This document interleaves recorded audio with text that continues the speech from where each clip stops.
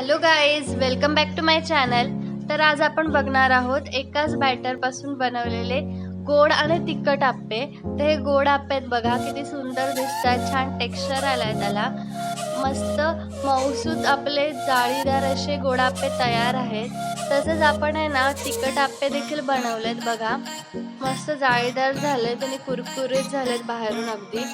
तर हे आपण कसे बनवले हे बघूया आता.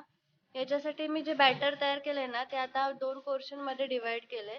हे आपण गोड आप्प्यासाठी घेतोय. तर याच्यासाठी ना मी 3 बारीक वाटी आहे ना तांदूळ घेतले होते आणि 1 वाटी उडदाची डाळ, गूळ, हे खोबरं घेतलंय थोडं मिक्सरला लावून, वेलची पूड आहे ही आणि हळद घेतले. तर आपल्याला काय करायचं, हे जे बॅटर आहे ना त्याच्यामध्ये ना गूळ जो घेतलाय आपण, साधारण 100 ग्राम गूळ आहे हा. तर तो आपण आहे ना पिठामध्ये छान एकजीव करून घ्यायचा आहे.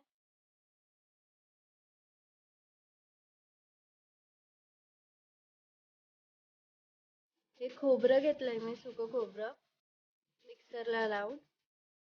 त्याच्यानंतर ही वेलची पूड आहे, थोडीशी साखर आणि किंचितशी हळद टाकली होती वाटताना मी, त्याच्यामुळे त्याचा कलर थोडासा पिवळसर आहे. आणि आपण आता हळद ऍड करतोय. हळद ऍड केल्याने ना आपल्या जो बॅटरला खूप छान रंग येतो, त्याच्यामुळे आपले आप्पे पण छान दिसतात अगदी. आता आपल्याला हे खूप छान एकजीव करून घ्यायचंय बघा. खूप मस्त एकजीव झालाय, गूळ पूर्ण आपल्या बॅटर मध्ये व्यवस्थित मिक्स झालेला आहे. आता आपण आप्पे करून घेऊया. तर मी आप्याच्या भिड्यामध्ये आता तेलने ग्रीस केलेलं आणि जे आपलं बॅटर आहे ना ते ऍड करते. हे बॅटर आहे ना तुम्हाला जवळजवळ अर्धा तास रेस्ट करायला ठेवून द्या आणि मगच आप्पे करायला घ्या, मग छान होतात अगदी. कमीच ते अर्धा तास रेस्ट करू द्या आपण बॅटरला. आपण आता आप्पे पात्रात आहे ना आप्पे आता बॅटर घेऊया आणि झाकून ठेवूया. साधारण 2 ते 3 मिनिटं लागतात त्याला व्यवस्थित शिजायला. मस्त शिजलेत आपल्या एका साईडने आप्पे.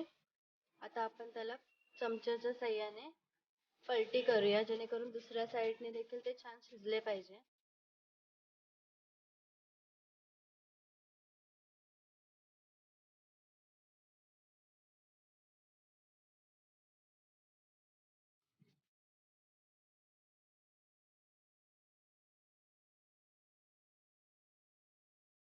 आता आपण आहे ना ह्याला झाकण लावून ठेवून देणार आहे. साधारण 1च मिनिट आपल्याला झाकण लावायचंय बघा. आता आपल्या दोन्ही साईडने परफेक्ट रेडी आहे. आता मी सर्व करून घेते आणि बाकीचे आप्पे करून घेते. बघा किती सुंदर आप्पे आपले तयार झालेत. कसे छान जाळीदार आणि किती सुंदर कलर आलाय. आता आहे ना आपण तिखट आप्पे करूया. त्यासाठी मी सेम बॅटर घेतलंय आणि त्याच्यानंतर खोबरं, मिरची, कोथिंबीर, अर्धा चमचा जिरं थोडं भाजून घेतलंय. तुम्ही ह्याला अजून पौष्टिक बनवण्यासाठी आहे ना ह्याच्यामध्ये कांदा किंवा शिमला मिरची, गाजर तुमच्या आवडीप्रमाणे भाज्या ऍड करू शकता, मग हे आणखीन पौष्टिक होतील. आता मी ते खोबरं, कोथिंबीर म्हणजे आपण जे साहित्य घेतलंय ना ते ऍड करतो एक एक करून आणि सगळं आपण आहे ना व्यवस्थित मिक्स करून घेणार आहोत. आणि या बॅटरला आपल्याला कमीच ते अर्धा तास रेस्ट करू द्यायचे आणि त्याच्यानंतर आपण आता ह्याचे आप्पे बनवायला सुरुवात करूया.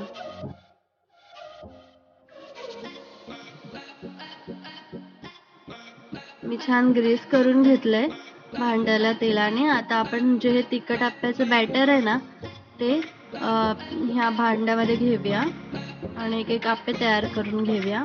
सेम प्रोसिजर जसे आपण गोड आप्प्यांना केली होती ना तेच करायचे आपल्याला.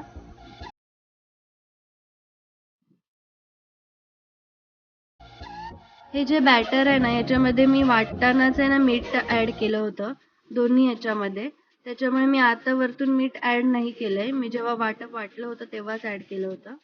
आता साधारण 2-3 मिनिटांनी मी चेक करते ते व्यवस्थित झालेत एका साईडने. बघा किती इझिली ते पलटी होत आहेत चमच्याच्या साह्याने.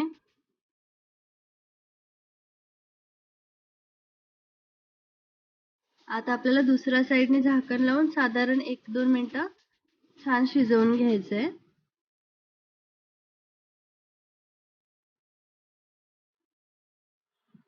बघा 1 मिनिटानंतर मी चेक करते किती सुंदर कलर आलाय आपल्या ह्या आप्यांना देखील आणि व्यवस्थित शिजले गेलेत.